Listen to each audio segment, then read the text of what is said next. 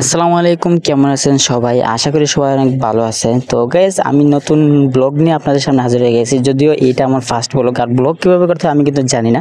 তো যাই হোক, আমি কিন্তু গাইস এখানে বাড়ি থেকে বের হয়েছি ঢাকার উদ্দেশ্যে। তো বাড়ি থেকে বের হওয়ার পর বৃষ্টি ছিল, যার কারণে আমি তখন ফোনটা বের করে যে একটু রেকর্ড করবো এটার কোনো সুযোগ হয় না। তো তারপর যখন আমি এখানে সিএনজিতে উঠি আমাদের এই লাখাইতানা থেকে, সিএনজিতে ওঠার পর কিন্তু এখানে আমি হবিগঞ্জের উদ্দেশ্যে মানে হবিগঞ্জ শহরে বা জেলাতে যাওয়ার উদ্দেশ্যে এখানে আমি সিএনজিতে উঠে পড়ি। তো সিএনজিতে ওঠার পর আপনারা যারা দেখতেছেন এখানে আমাদের বাড়ির যে আমাদের এলাকার যে রাস্তা দেখতেই পাচ্ছেন কত সুন্দর, মানে সবুজ শ্যামল রাস্তা। তো যাই হোক guys, শেষ হওয়ার পর আমি যখন হবিগঞ্জ শহরে আসি, এখানে হবিগঞ্জ শহরে আসার পর এখানে কিন্তু আমি নেমে যাই। আর যেহেতু বৃষ্টির দিন ছিল, আপনারা এখানে রাস্তাঘাট দেখতেই পাচ্ছেন সব কিন্তু কাদা কাদা হয়ে রয়েছে। তো যাই হোক, সবশেষে কিন্তু এখানে আমি নামার পরে আস্তে আস্তে করে আমাকে এখন যেতে হবে ঢাকার যে বাস কাউন্টার আছে সেদিকে। তো ঢাকার বাস কাউন্টারের দিকে আসার সময় এদিকে আপনারা দেখতেই পাচ্ছেন এখানে মোটামুটি আমাদের অনেকগুলো বাস চলে, ঢাকার বাস, যার মধ্যে আমাদের পপুলার বাস যেগুলো আছে এর মধ্যে হলো এনা, হানিফ, এই দুটা হলো মানে ভালো বাসের মধ্যে বাসগুলা। তো বাস আমাদের এখানে হবিগঞ্জের যে বাসগুলো আপনারা বাসগুলো দেখতেই পারতেছেন আমাদের হবিগঞ্জ নাম দিয়ে একদম একদম প্রিন্ট করা আর কি এগুলা। তো হবিগঞ্জের বাসগুলো মূলত হবিগঞ্জ টু সিলেট আর মৌলভীবাজার এই শহরগুলোতে যায়, ঢাকার দিকে যায় না। তো ঢাকার দিকে যেতে হলে এখানে এনা বাস কাউন্টারে যেতে হবে। তো এনা বাস কাউন্টারে যাওয়ার জন্য কিন্তু আমার ঢাকা যেতে হলে এনা বাস কাউন্টারে যেতে হবে। তো এই কারণে কিন্তু আমি এখানে দেখতে পাচ্ছেন আপনারা, আমি কিন্তু এনা বাস কাউন্টারের দিকে চলে আসছি। তো এনা বাস কাউন্টারে ঢোকার পর এখানে আমি কিন্তু টিকিট নিতে যাই। টিকিট নিয়ে যাওয়ার সময় কিন্তু আমি ফাঁসে গেছি। তো আমি মূলত 11টার দিকে কাউন্টারে আসি, আর আজকে যেহেতু শুক্রবার, আর তো 2টার আগে আর কোনো গাড়ি ছিল না। তো শেষ পর্যন্ত আমি 2টার গাড়ি কাটি। আর এখানে নামাজের সময় হয়ে গেছিল, তো নামাজের উদ্দেশ্যে আমি মসজিদে যাই। তো মসজিদে যাওয়ার পর দেখি এখানে সুন্দর একটা দৃশ্য দেখা যাইতেছিল, মানে বাস, যে অনেকগুলো বাস একসাথে ছিল। তো ভাবলাম যে এখানে নামাজ পড়তে আসছে একটা শট নিয়ে নেই। তো এখানে মসজিদ, যেহেতু কাউন্টারে মসজিদ ছিল, হবিগঞ্জ জেলার কাউন্টারে মসজিদ, তো মসজিদটা ওইরকম ছিল। তো এখানে নামাজ টামাজ পড়ার পর এখানে দেখতেই পাচ্ছেন আমাদের এনা কাউন্টার, জুমার নামাজ শেষে তারপর সুন্নত নামাজ শেষ করার পরে আমরা আবার বেরিয়ে পড়ি কাউন্টারের উদ্দেশ্যে। তো আমি আবার ডাইরেক্ট এখানে চলে আসি আমাদের কাউন্টারে আসার পর এখানে 2টা বেজে গেছিল প্রায়। তো 2টার সময় আমাদের গাড়িতে উঠে পড়ি।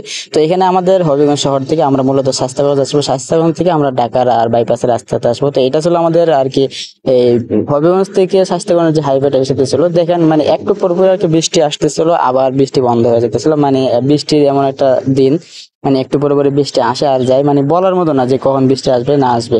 তো যাই হোক, এই বৃষ্টিতে থাকার পরও আমরা কিন্তু এখানে যেভাবে হোক হবিগঞ্জ থেকে কিন্তু শাস্তাগঞ্জ আছি। শাস্তাগঞ্জ আসার পর যখন আমরা ঢাকা টু সিলেটের যে হাইওয়ে আছে ওই হাইওয়ে তো উঠি।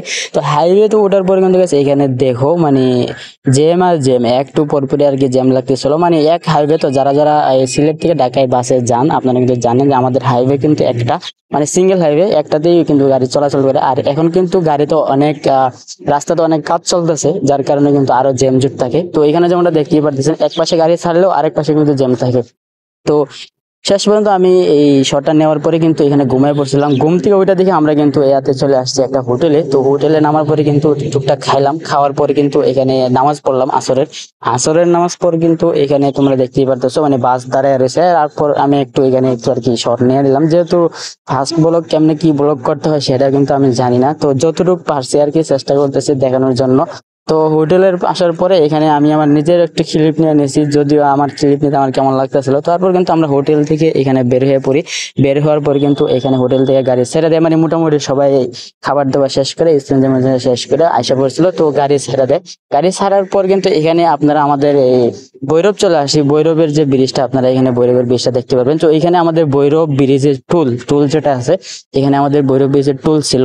ভৈরব ব্রিজের টুল দেওয়ার পরে এখানে কিন্তু আমাদের গাড়ি কিন্তু টুল দিতেছিল, আর টুল দেওয়ার পরে কিন্তু এখানে গাড়ি ছাড়ে। তো ছাড়ার পর কিন্তু আমি তোমাদেরকে একটু জুম করে দেখাই দিচ্ছি, ওই যে ভিতরে মানে আমাদের ব্রিজ দেখা যাচ্ছে যে ভৈরবের ব্রিজ। যদিও এই ব্রিজটা এখন অনেক পুরাতন, এখন কোনো নাম টাম নাই, এখন তো মনে করেন যে যমুনা সেতু বা পদ্মা সেতু এগুলার মানে নাম। তো যাই হোক, এই ভৈরব সেতুতে আমাদের কাছে, আমি যখন ছোট ছিলাম যখন আমি ঢাকায় আসতাম তখন আমার কাছে এই ব্রিজটা এত লম্বা মনে হতো, আমার কাছে মনে হতো এটাই সব থেকে বড় ব্রিজ। মানে আমি যখন ছোট ছিলাম আর কি, তখন আমি ঢাকায় যখন আসতাম তখন আমার কাছে মনে হতো যে এই ব্রিজটা অনেক বড়। আমি খুব মানে শখের সাথে আনন্দের সাথে এই ব্রিজটা দেখতাম। আর এই ব্রিজটা দেখার সাথে সাথে আরেকটা বিষয় কি, এই ব্রিজের পাশে কিন্তু এখানে আবার রেল লাইনের ব্রিজও আছে, তাও আবার 2টা। তো আসলে জায়গাটা দেখতে ভালোই দেখা যায়, যদিও আমি এত ভালো করে দেখাতে পারতেছিলাম না। আসলে ফার্স্ট ব্লগ তো ক্যামেরা ধরতে, ফোন ধরতে আর কি মানুষের সামনে লজ্জা করে। তো যাই হোক, এখানে যতটুকু পারতেছে আর কি আমি এখানে ব্রিজটা দেখানোর চেষ্টা করতেছি। তো আপনারা আমাদের এই ব্রিজটা যে দেখতেছেন, ব্রিজটার মধ্যে দেখতেই পাচ্ছেন মানে ব্রিজটা অনেক পুরাতন হয়ে গেছে। তেমন আগের মতো যেমন একটা আগ্রহের সাথে দেখতাম, ওই আগ্রহটা আর কি নাই এখন। এখন আর এই ব্রিজটা মনে হয় না, কিছু মনে হয় না, কারণ এখন অন্যান্য ব্রিজ, ভালো ভালো ব্রিজ দেখতে দেখতে অভ্যস্ত হয়ে গেছি। আর এই ব্রিজটা এখন আমাদের চোখের মধ্যে আসলে তেমন একটা লাগে না, কিন্তু ছোটবেলা আসলে এই ব্রিজটা আসলে অনেক ভালো লাগতো এবং দেখতাম শখের সাথে। ব্রিজের মধ্যে এই টুকটাক একটু ভিডিও করার পর কিন্তু আমি আবার আর কি ঘুমিয়ে পড়ছিলাম, যেহেতু আমাদের একদম ডাইরেক্ট বাস, ঘুমাইলে কোনো সমস্যা না, তো ঘুমিয়ে পড়ছিলাম। ঘুম থেকে হঠাৎ করে ওইটা দেখি কিন্তু এখানে পুরো একটা জ্যামের মধ্যে ফাঁসে রয়েছি। যেমনটা দেখতেই পাচ্ছেন, লাইন কিন্তু একটা একটা লাইনের মধ্যে কিন্তু দেখেন এখানে যাওয়ার যাওয়ার গাড়ি শুধু 2 লাইন হয়ে মানে দাঁড়ায় রয়েছে। তো এক পর্যায়ে কিন্তু এখানে জ্যামের মধ্যে দাঁড়াইতে দাঁড়াইতে কিন্তু রাত প্রায় 7টা 8টার মতো হয়ে যায়, যেমনটা দেখতেই পাচ্ছেন গাড়ি কিন্তু দাঁড়ায় রয়েছে। আর আমরা কিন্তু গাড়ি থেকে নামে গেছি, এত মানে জ্যাম ছিল।